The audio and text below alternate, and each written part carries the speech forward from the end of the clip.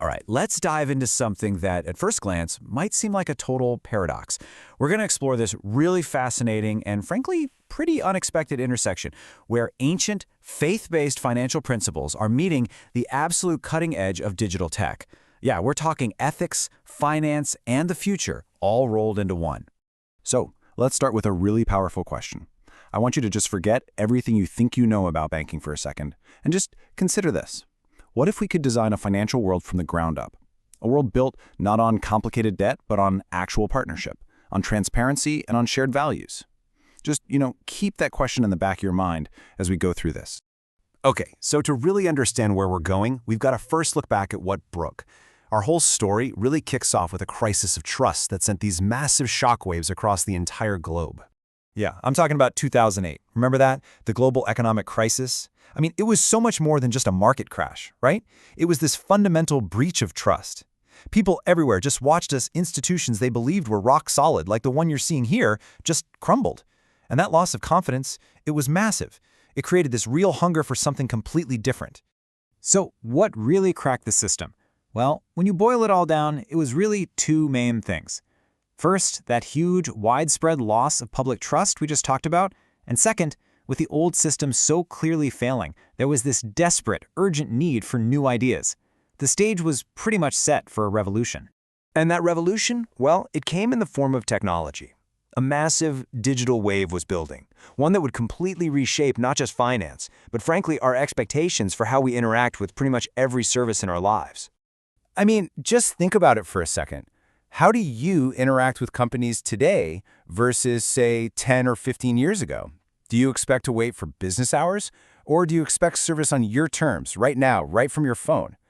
That change in expectation, it's absolutely key. And this slide really captures that evolution perfectly. Over on the left, you've got the past, right? 9 to 5 hours, the company is totally in control. But then you look to the right at the future, and it's 24/7, and the customer is in control. This isn't just a small tweak, it's a complete flip of the power dynamic, and it's all driven by technology. And this whole technological transformation, it has a name you've definitely heard, Fintech. And it's not just one thing, right? It's this whole ecosystem of innovations.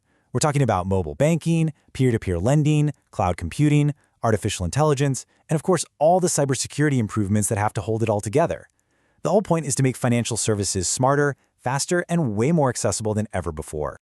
Okay, so we've got this crisis of trust on one hand, and this huge wave of new technology on the other. Now, let's bring in the third, and maybe the most important piece of our story, a financial philosophy that has been centered on ethics for over 1,000 years.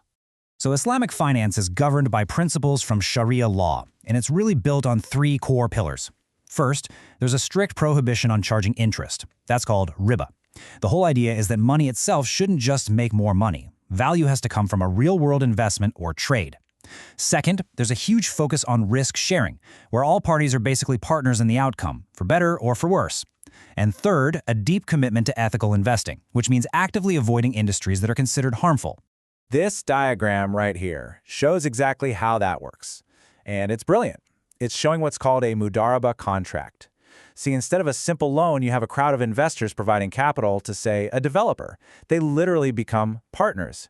If the project is a success, fantastic. They share in the profits. If it fails, well, they share in that loss too. It's a system built from the ground up on partnership, not on debt. So, what in the world happens when you take a 1,400-year-old ethical framework and you mash it up with one of the most disruptive technologies of the 21st century? This, my friends, is where things get really exciting.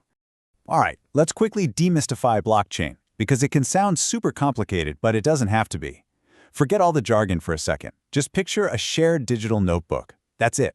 Every transaction is just a new entry in this notebook. And because that notebook is copied and shared across thousands of computers all over the world, nobody can secretly go back and erase or change anything. It's public, it's transparent, and it's permanent.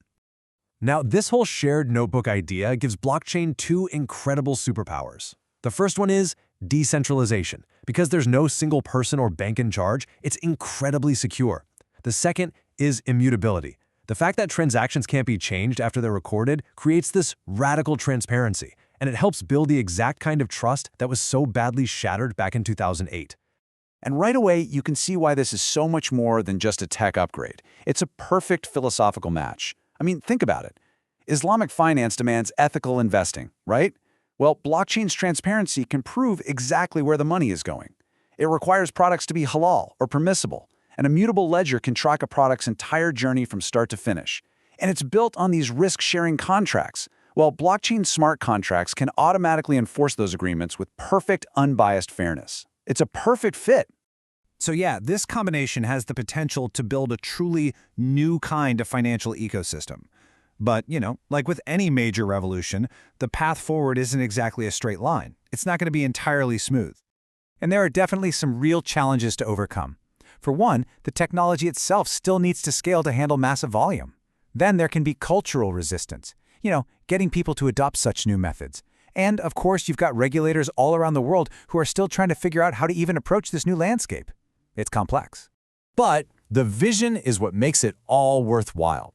The ultimate goal here, by embracing these new tools, is to build a financial system that's more inclusive, radically transparent, and just way more efficient. It's about using technology not just to make things faster, but to make them fundamentally better and fairer. Which, brings us right back to where we started. At the end of the day, technology is just a tool. But when you combine a tool like this with such a powerful ethical framework, it forces us to ask this final, really provocative question. Can lines of code, when they're written with the right intention, actually help us build a more ethical and a more trustworthy financial world for everyone? It's definitely something to think about.